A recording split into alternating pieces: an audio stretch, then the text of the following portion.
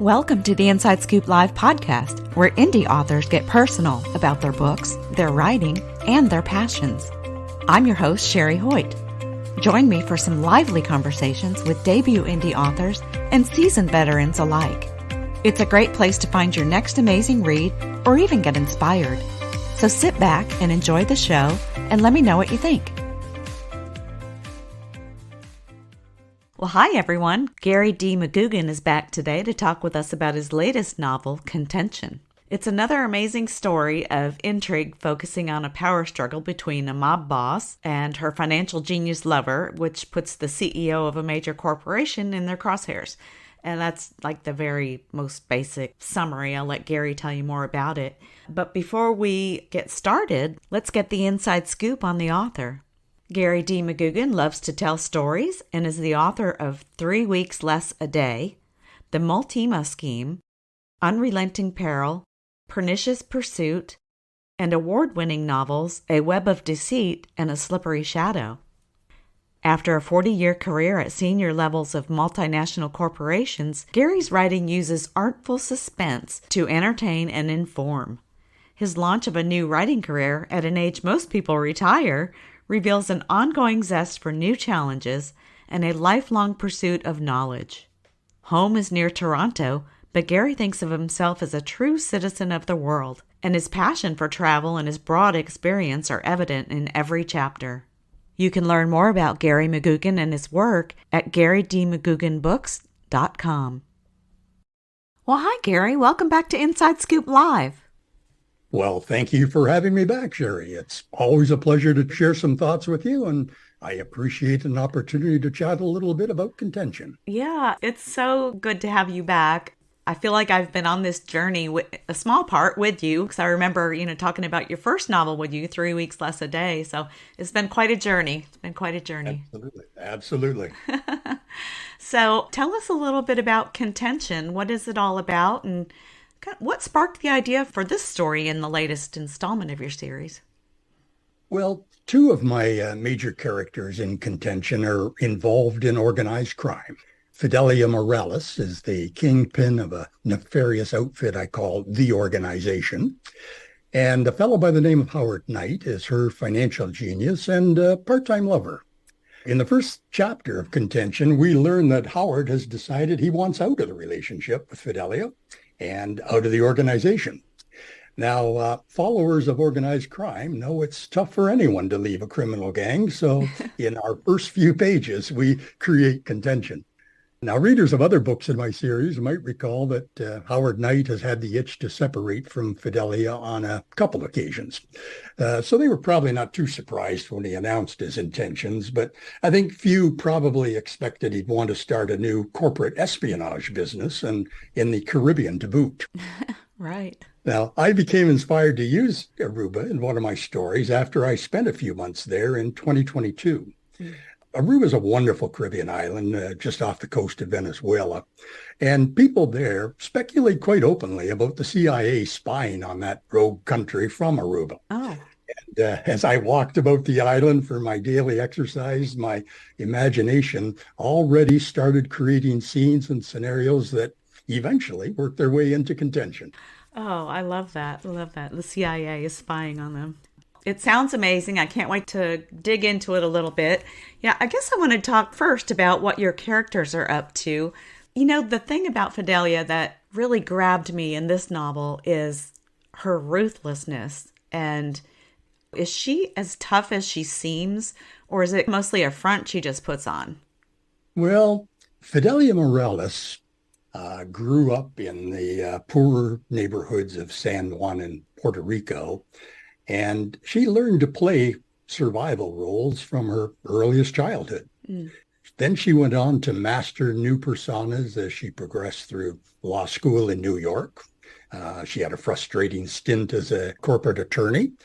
She became a high-priced prostitute, and then she became the global leader of an escort business. Each time, she adapted a new persona to do that. And when she seized the opportunity to become the kingpin of an organized crime outfit, again, she adapted her persona again to behave like the crime lord who had influenced her the most. And that was Giancarlo Moreno. So I think it's difficult to separate her public persona from the role she needs to play to survive. And I think that makes it real to her. Mm-hmm. Yeah, she's somewhat of a chameleon then. She's able to just adapt to her circumstances. And I guess is that how she manages to stay on top? Because I mean, when you think criminal underworld, you think, male domination. So it's quite impressive that she's managed to stay on top for so long. It is. It is. And you're suggesting that she has a certain resilience there. And I would say that's true, but I don't think that characteristic that she has in such great measure actually serves her particularly well. Mm. Despite her enormous wealth and influence, Fidelia's ruthless manner becomes, yes, her strongest asset in dealing with macho criminals, but it's also her greatest handicap to achieving happiness and satisfaction in life. So it becomes a dual-edged sword. And in Contention, her ruthless manner really creates upheaval for her in multiple scenes, even when she apparently emerges as a winner. Mm-hmm. I was I was shocked by some of the things that she pulls in Contention. So it's well, I'm not going to give anything away. But she just really surprised me. She is a very tough woman. She is. It makes me wonder, how would she even look for happiness, or how does one in her situation, seemingly having everything, what is happiness to her, Mm-hmm. Mm-hmm. Yeah. And, I'm not sure that she would even know where to go to try to find happiness. Yeah. Yeah. Now, on the other side, we have Suzanne Simpson. I would say Fidelia's equal, but on the other side of the law, the legal side of the law.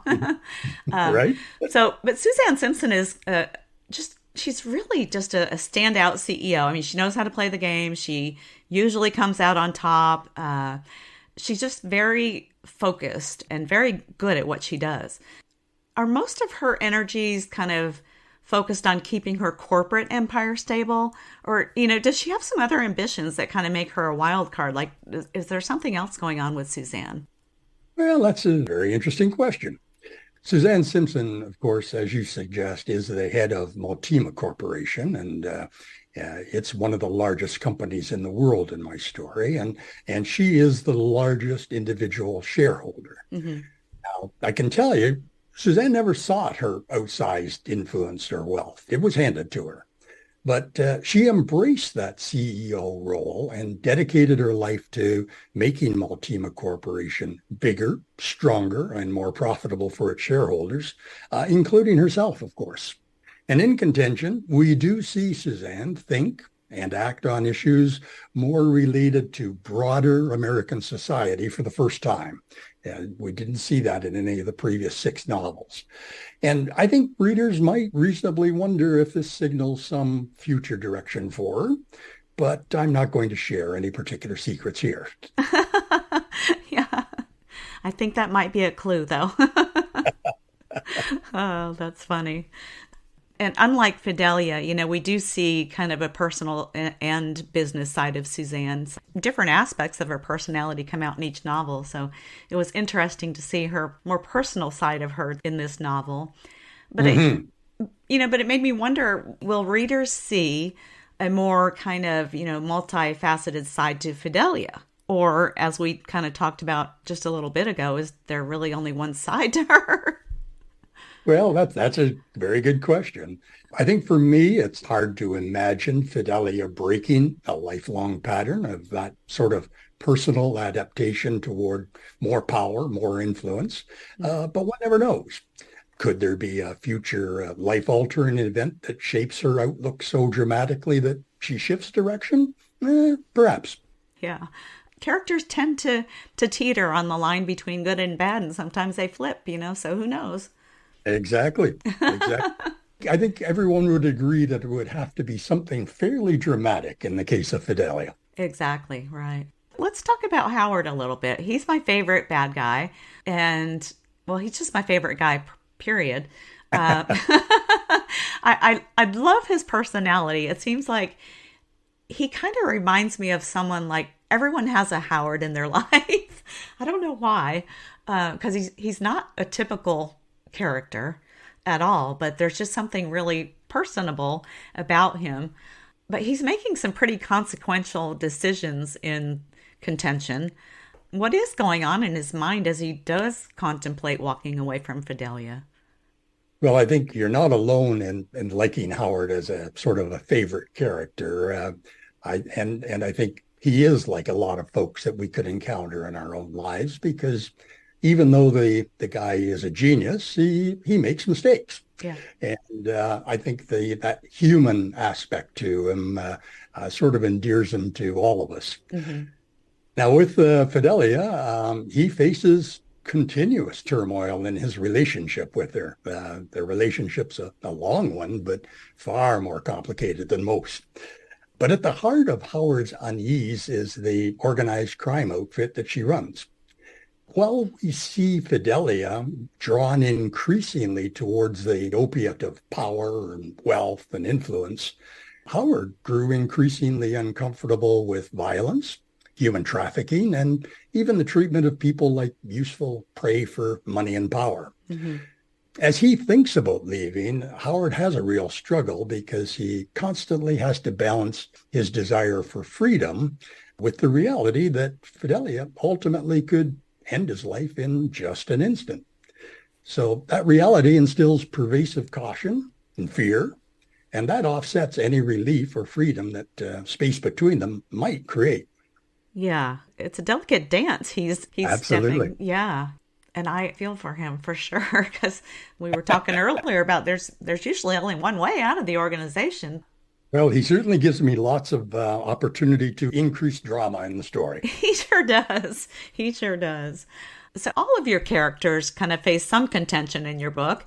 Which one faces the most significant moral or ethical dilemmas in the story? Well, Howard and Fidelia are surely involved in both conflict and a struggle. There's no doubt about that. Mm-hmm. But they focus exclusively on their personal interests. And really, they don't have any consideration for the values most of us embrace. Mm. Suzanne, on the other hand, she carries the weight of her CEO role and all the responsibilities that job entails. She's always aware her actions and decisions are subject to scrutiny by colleagues and the media and her board of directors. So in that sense, in this story, I think she had to take the biggest risks and question the morality or ethics of her intentions or her decisions more than once in Contention. Mm-hmm. Yeah, she had some challenges, more challenging than anything she's seen thus far, I think, in your series. Right. And I think in part because at one point in the story, organized crime takes on a special significance for her. And this is where I alluded earlier to some of her interest in issues of more of interest to society in general, rather than just the Multima Corporation. Mm-hmm. And that, of course, is one of the ways that in the story we build the suspense around will she actually be able to continue in her current role and in Multima Corporation? Mm-hmm. Wow. It's hard talking about the book without giving anything away. We're dancing around the story, kind of. Yep, we are. Oh. Well, all of your novels weave moral, ethical, legal, social issues into the plot. How do you decide which topics to focus on? And I guess more specifically to Contention, how did you choose corporate espionage as one of the central themes? Well, it really happened by accident. While I was putting the finishing touches on novel number 6, A Slippery Shadow, in 2022, a longtime friend of mine from Los Angeles contacted me and invited me to a virtual meeting with someone actively involved in corporate espionage. Now, this friend of mine loves my stories, and he thought the subject could complement some of the other illegal activities that the organization were involved with. Yeah. So I joined the meeting. We had a conversation, and from listening to his guest and reading a couple of other books, I learned a lot about how corporate espionage might work and gain some insight into some of the approaches that these people are currently using. I think readers will find that information quite interesting. Yeah, how interesting to be on a call like that too. Yeah. So, what did you learn that surprised you the most? Well, talking with the corporate spy, I was actually quite intrigued to learn how easy it is for them to get the information. Mm. Most of us think that it requires a high degree of sophistication, technology, and lots of other bits and pieces. Yeah. But quite frankly, much of the information they gain is in the most simple ways. And that was a very interesting revelation for me after spending so much time myself in the corporate world. Yeah, how easy it is. Yeah. Yeah. Yeah. Yeah. Makes you think. Absolutely. Absolutely. Now, Gary, you talked a little bit about Aruba in the beginning, and you're an avid traveler, a world traveler, and often draw inspiration from the places you visit. What typically comes first with you, or maybe there's not a what comes first scenario, but do you get an idea for a story and then you're scheduling your getaway, or do you go on your getaway and then you get an idea for a story, or how does all that come together? Well, the getting away, I think I've shared with you previously. I'm not a fan of Canadian winters. So the getaway to somewhere warm is going to happen regardless of whether I have a story in mind or I'm working on one or not. Okay. And it happens this year that I did have the opportunity to visit Aruba in 2022. And while I was there, decided that I would come back again in 2023. And actually, a good chunk of Contention was written while I was on the island of Curacao this year. Mm. So in this case, it worked out well. But I draw on memories from lots of different places that I've been. I think I'm up to about 65 countries now. So Wow. for me, the main thing is to tell the story. And then we'll find the setting that seems to fit most appropriately with the story. And I was just very lucky. This last one, Contention, fit very well with both Aruba and Curacao, where I had some recent experiences. Yeah, Yeah, on-site experience. Yeah. it's fun. It's fun. Yeah, yeah. Well, if listeners, if you follow Gary online, that's when you do a good portion of your writing or editing is during the Canadian winters when you're someplace warm.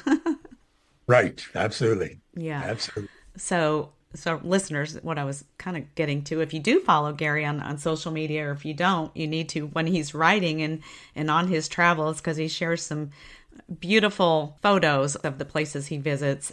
Glad you enjoy them. So what role does the Caribbean setting play in the storytelling of Contention? Well, I think many people would equate the Caribbean islands with cruises or all-inclusive resorts or weekend getaways. As I was just mentioning to you, I'm not a fan of the winter, so I live there. And when I'm living in the Caribbean, I rent apartments or small houses in neighborhoods where I can interact with people who live there all the time. And surprisingly, increasingly, I'm encountering more people like me, people who forsake our native climates, wherever they may be, to do things that we do in a nice, pleasant, warm environment. Mm-hmm. Now, some of those things, like writing, are perfectly legal. Other day-to-day activities may not be. Most Caribbean islands are truly international, with characters living there from all parts of the globe. And I think Contention shows a few different ways those with money and power might do their business in the Caribbean, whether it's legal or not. Yeah. Yeah. Oh, I love that. I just love the authenticity that your travels bring to your work, and being able to tell stories like this. It's just really, really fun experience. And for me as a writer, Yeah. Yeah, I bet. Kind of looking back at your first book, 3 weeks less a day, and now at Contention, how do you feel your writing style has evolved? my writing style, well, I'll say candidly that I enjoy 3 weeks less a day my first novel as much today as I did when I first wrote it several years ago, and it appeared on the store shelves and on Amazon. But I also take pride in the style improvements I've made with each novel. I use far more dialogue now.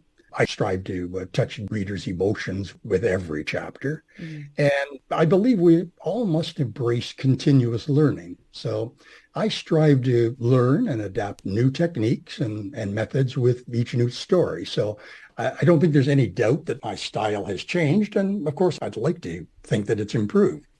But I've retained my goal of writing for busy people. Each novel is still about 100,000 words with about 300 pages and 70 chapters. Mm. I realize that many people find it difficult to set aside large blocks of time to read. So I want my readers to feel completely comfortable reading as little or as much as their busy schedule permits. And as my writing journey carries on, I intend to continue learning from reading, from listening and watching other writers, and by experimenting with new ideas as an approach to writing myself. Yeah. One of the things I love about your writing style is that you manage to include enough background information to accommodate your new readers without making the story redundant for your longtime fans. How is that an easy thing to do, or how do you go about that? No, it's always a challenge. I think as I write, I constantly resist the temptation to provide background because it's just so easy to have it work its way into the story. Right. So I'm consciously trying to stay on the lookout for avoiding the backstory as much as I can. I have a great editing team, and they are ruthless as well. So when I'm slowing down a story with too much detail, I listen to my editors and chop it out as they suggest. But on the other hand, if they're asking for background to better understand the context, I try to find a way to work in some details with the fewest words possible. And it's a delicate balance, but I do want each of my stories to stand alone. And I think it's essential to spend whatever time is necessary to achieve that delicate balance. Yeah. Well, you do an amazing job with that. Well, thank you. Now, you've got quite an amazing series on your hands. What's the lasting impression you hope to leave with your readers? Like, what do you want them to walk away thinking or feeling after reading your novels? Well, when I sit down to write a story, I always have one goal, and that's to entertain. I try to keep my books priced to compare favorably with a ticket to a theater and to watch a movie. So I'm mindful that my stories need to bring good value to my readers. And I hope they'll be satisfied that all my stories provided some good entertainment at a reasonable price. But I'm also mindful that every story holds some lessons for those thinking about the messages I convey, whether it's corporate behavior or to good and bad life experiences that touch many ways of our society functions. I try to leave readers with something they can think critically about to form their own values and opinions. Mm-hmm. And I try to do that without a soapbox or microphone to amplify any particular view. We were talking about the background information. I was thinking about new fans and new readers, and just wanted to let you know that I got my mother started on the series. I just bought her 3 Weeks Less a Day, and so she's reading that now because she wanted to start with Contention, and I said, oh no, you have to start with this book. and so yes, while you can read all of your books standalone, I just highly recommend get the full experience. It's just, I think that would make an amazing difference on your journey. But anyway, she's reading it now and she's loving it. So you have another new fan. So wonderful. Delighted to hear that. And I think you gave her good advice. It's always best to start at the beginning. So let's talk a little bit about how to find those new fans. Now, marketing is often seen as a challenging aspect of an author's journey, but you at least appear to embrace it. Can you share what makes this part of the process enjoyable for you? Well, from our previous conversation, I can tell that you do follow me on social media, so you are aware that this is the time of the year when many readers will find me in bookstores promoting my titles. As a marketing tool, I have found that the in-store personal promotions are the most effective way for me to talk about my books and meet new readers and talk with existing readers again and so on. And I enjoy meeting readers and prospective readers. I enjoy talking about my stories and sharing life experiences. And I genuinely enjoy meeting new people, even if it's just for a moment or two. So with my promotional events, I try to make each personal encounter memorable, enjoyable, and fun. Mm-hmm. You've found something that works for you. And I think all authors kind of just have to find something that works for them. I would say that would make it easier, but I guess it's just different for everybody. Yeah. Exactly. The one lesson that I learned very early in my writing experience was that there is no one single solution that works for everyone. We each have to find our comfort zone, and we need to keep exploring new options. But typically, I think every writer will eventually find a comfort zone that works best for them. Yeah. Now, there have been a couple of hints throughout the interview that there might be another book in the series, or that will continue. What can we expect next? Well, 3 weeks ago, I could have answered that question with conviction and confidence, even if I didn't reveal much. But like many other writers, when I actually started to work diligently on the next phase, whole new avenues and directions surfaced up. Oh, wow. Today, I'm working my way through this sort of new multitude of options to determine which direction seems most promising. So I think this is one of those times that I must ask readers to just trust my judgment and stay tuned to see where things might go next. It may take me a few more months, but I think I can assure everyone that I'll do my best to make the next steps with these irascible characters more entertaining than the mischief they've already created. Okay, so no guarantees, no set in stone plans. Yeah. No more hints. No, nothing. Okay. Well, Gary, it feels like we've covered a lot of ground today. Is there anything else you'd like to add? Only from my perspective, I thank you again for the opportunity to have a chat with you and your listeners. And I think you do a wonderful job helping to promote independent and small publishers, and really appreciate all you do for the industry. Well, we love what we do, so it makes it easy. Well, Gary, thank you so much for visiting the show again and getting us all caught up on you and your latest work. Well, thank you for having me. Thank you so much for joining me today for my interview with Gary D. McGugan about his latest novel, Contention. You can learn more about Gary and all of his books at GaryDMcGuganBooks.com. And be sure to check out our other interviews at InsideScoopLive.com.